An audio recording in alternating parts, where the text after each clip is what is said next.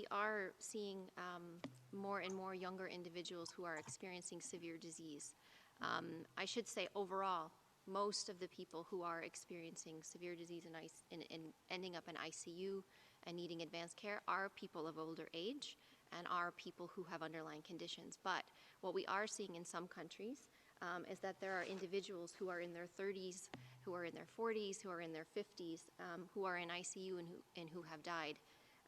We've seen some data from Italy, we've seen some data from China, we've seen some data from a number of countries across Europe where people of younger age have died. Some of those individuals have had underlying conditions, but some have not. And so what we need to better understand is why there are young people who are dying from this infection. There are still many unknowns at the present time, so I can't give you a complete answer on that. But what is important is that people who are infected with this, even if they have a mild disease, what is classified as a mild disease or a moderate disease still includes pneumonia.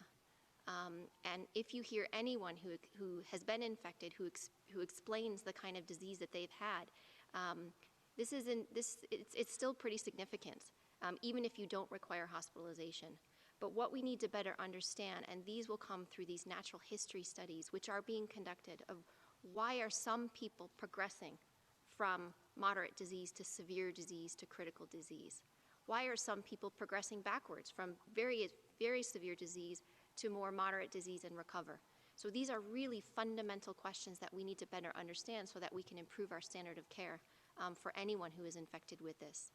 There's also a large number of clinical trials that are underway that you're aware of that are looking specifically at therapeutics for COVID-19, and those are currently being conducted, and we're hoping for results of those in the coming months.